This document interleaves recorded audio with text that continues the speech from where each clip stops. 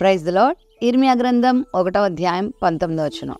నిన్ను విడిపించుటకు నేను నీకు తోడై ఉన్నందున వారు నీపైని విజయము పొందజాలరు.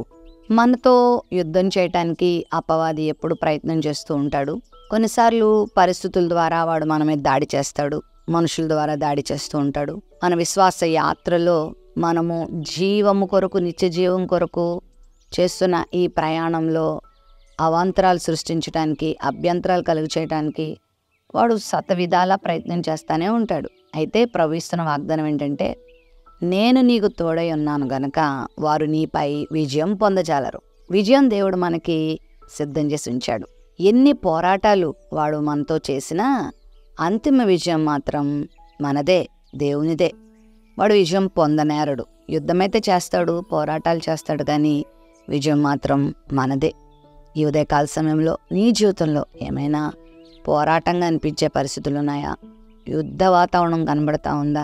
ఏంటి నా జీవితం, ఏంటి నా బ్రతుకు అనే ఆలోచనలో ఉన్నావా? అయోమయంలో ఉన్నావా? బాధలో ఉన్నావా? అయితే ప్రభువు గొప్ప వాగ్దానం నీకు ఇస్తున్నాడు. ఈరోజు నీతో పోరాడుతున్న ఏ శత్రువు కూడా నీ మీద విజయం పొందబోవట్లేదు. నీదే విజయం, నువ్వే విజయం పొందబోతున్నావు. ఎందుకంటే ప్రభు నీతో ఉన్నాడు.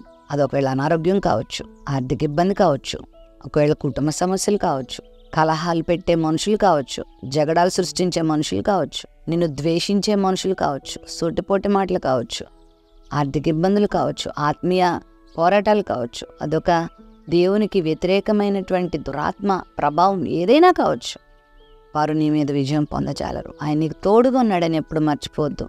నిన్ను ఆయన ఏర్పాటు చేసుకున్నాడు. నువ్వు ఆయన ప్రియ బిడ్డవు. నువ్వు ఆయన చేత ప్రేమించబడుతున్న బిడ్డవు. ఆయన చేత రూపించబడిన బిడ్డవు. సాతాను కానీ, వాడి దూతలు కానీ, వాడి తంత్రాలు కానీ నీ మీద ఏమాత్రం పనిచేయవు. బాధపడొద్దు, కృంగిపోవద్దు. ప్రస్తుతం ఉన్న దుఃఖకరమైన పరిస్థితులకు, ప్రస్తుతం నీకున్న చీకటి పరిస్థితులకు, ప్రస్తుతం నీకున్న ఈ ఒంటరితనానికి బెదిరిపోవద్దు.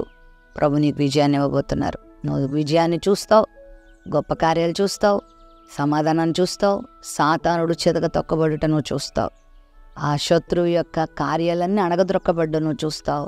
నీ జీవితాన్ని ఆశీర్వాద పదంలో కూడా నడిపించబడ్డా నువ్వు చూస్తావు. ప్రేమ నమ్మకం కలిగిన మా తండ్రి, నీ బిడ్డల పక్షంగా నువ్వు ఉన్నావు.